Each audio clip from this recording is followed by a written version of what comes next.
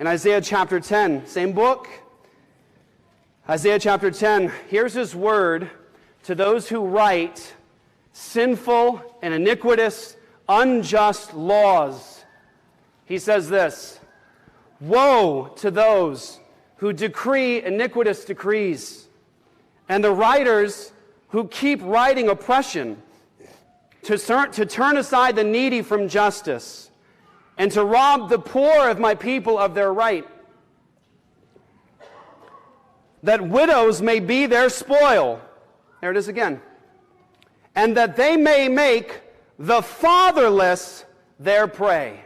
Somebody says, "Pastor Jeff, why won't you guys simply accept a bill that says you can enslave the black man, but you got to make his life comfortable?" My answer is because God says, woe, eternal condemnation, curse, death upon the person who writes an iniquitous decree that brings injustice upon this man or this child. God says, woe to those who decree iniquitous decrees that make what? Fatherless children pray. I had a conversation on Friday.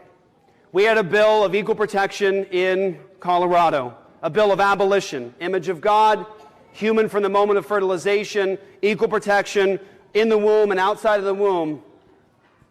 And then I saw another bill on the schedule after mine. As I said, it was a bill that said that you can kill the children in the womb in Colorado, but you've got to give them pain medicine before you do it. And I signed up to oppose that bill. That was a pro-life bill by a pro-life legislator. I signed up to oppose it, and so the legislator found out I was going to oppose her bill, got word to me that she really wanted to talk. She really wanted to talk. Could I talk with her before I oppose the bill? I said, absolutely, I'd love to. I'd be honored to. So Friday, we met, had a long conversation, a private conversation. Midway through the conversation, she was in tears. She believed in Jesus. She was just trying, she said, to have mercy on these children. To which I said to her, in my opposition of your bill, I will not take down your dignity. I know where the motivation is coming from. You are just trying to bring mercy to these children. But what you haven't considered is that they've already decided these children deserve no mercy. And you're fighting in such a way as to beg and plead with these wicked people to be merciful to children that they've already said you can dismember. It's a decree, a law of permission that says you can kill them, but you've got to make them comfortable before you do so. It is an iniquitous decree that makes these fatherless children pray. And somebody might say, yeah, but what if you could just save some? Tell that to Isaiah. How does Isaiah deal with an unjust decree that makes fatherless children pray? He says to the person who writes it, he says, woe to you. Woe to you. Woe to you for this iniquitous decree that makes a fatherless child pray. I think that we should be actually doing this today in our day with the Word of God, under the authority of Jesus, with the proclamation of the gospel, and with a commitment to actually say without compromise, that is unjust, that's an iniquitous decree, that is bringing injustice upon the fatherless. We should say what the prophets said, we should do what the prophets did. When they dealt with this kind of evil, they said this, woe to you, not applause. They said, woe to you. It's an iniquitous decree. And here's the word of God to those who write iniquitous decrees. It says, verse 3, Isaiah 10, what will you do on the day of punishment? Who's he talking to?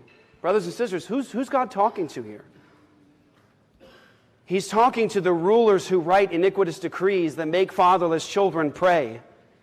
He says, what will you do on the day of punishment? In the ruin that will come from afar? To whom will you flee for help, or where will you leave your wealth? Nothing remains but to crouch among the prisoners or fall among the slain. For all this his anger has not turned away, and his hand is stretched out still. Did you hear that? That's the word of God to those who write iniquitous decrees, who perpetrate injustice upon widows and orphans, the fatherless. God says, where are you going to go when my judgment falls? When I return to punish, he says, but he's telling you, he's saying, I haven't forgotten. My hand is still outstretched. My anger hasn't been turned away. This is going to fall. And so, brothers and sisters, that's why we approach this the way that we do. It is for the glory of Jesus Christ. It is because of his gospel. It is for the sake of these children. We have to stop compromising with evil in our day. We need to just speak the truth against it.